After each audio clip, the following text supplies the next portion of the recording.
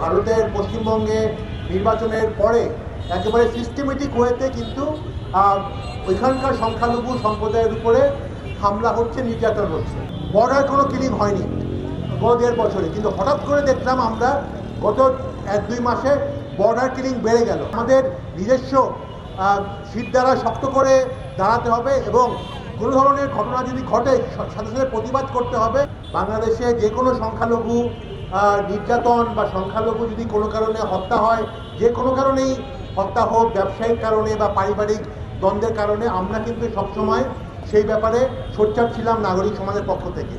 তো আমরা দেখলাম যে আসলে ভারতের পশ্চিমবঙ্গে নির্বাচনের পরে একেবারে সিস্টেমেটিক ওয়েতে কিন্তু ওইখানকার সংখ্যালঘু সম্প্রদায়ের উপরে হামলা হচ্ছে, নির্যাতন হচ্ছে।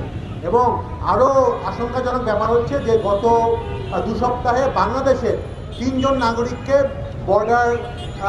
ইন্ডিয়ান বর্ডার রক্ষীরা হত্যা করেছে। এবং আমরা মোটামুটি ভাবা যথেষ্ট কারণ আছে যে তারা এটাকে পরিকল্পিতভাবে হত্যা করেছে, বাংলাদেশকে দেখিয়ে দেওয়ার জন্য, বাংলাদেশের নাগরিক এবং বাংলাদেশের সরকারকে দেখিয়ে দেওয়ার জন্য। তো আমরা তীব্র নিন্দা জানাচ্ছি। দেখেন, আমরা অন্তর্বর্তীকালীন সরকার 2024-এর জুলাই অগাস্টের অভ্যুত্থানের পরে, বিপ্লবের পরে যে অন্তর্বর্তীকালীন সরকার গঠিত হয়েছিল, তাদের অনেক জিনিস নিয়ে কিন্তু আমরা গত 1.5 বছর ক্রিটিসাইজ করেছি। আমরা এখনও অনেক ক্ষেত্রে তাদের ক্রিটিসাইজ করি। অনেক ক্ষেত্রে তারা ব্যর্থ হয়েছে, অনেক সংস্কার করতে পারেনি, অনেক ক্ষেত্রে বিচারও ঠিক করে করতে পারেনি।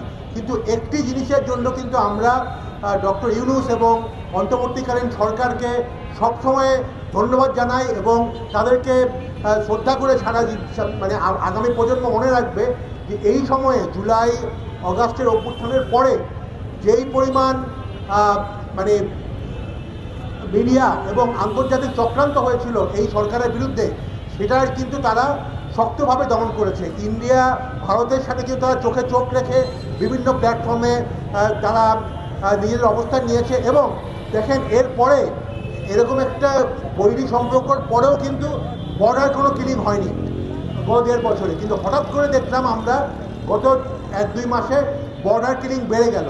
এর প্রধান কারণ হচ্ছে, আমার মনে হয় যে আমাদের সরকার, ভারত সরকারের, আমি বলছি না এখানে কারোর সাথে কারো শত্রুতা থাকার দরকার আছে, কিন্তু এই ক্ষেত্রে আমাদের নিজস্ব শীত দ্বারা শক্ত করে দাঁড়াতে হবে এবং কোনো ধরনের ঘটনা যদি ঘটে সাথে সাথে প্রতিবাদ করতে হবে এবং সেই জায়গাটাই আমাদের অবস্থান নিতে হবে। তাহলেই এই সকল ভবিষ্যতের হত্যাকাণ্ডকে আসলে আমরা জবাব দিতে পারব। বাছাইকৃত কাঁচামাল ও স্বয়ংক্রিয় ইউরোপিয়ান মেশিনে তৈরি হয় all time butter bun. All time healthy life.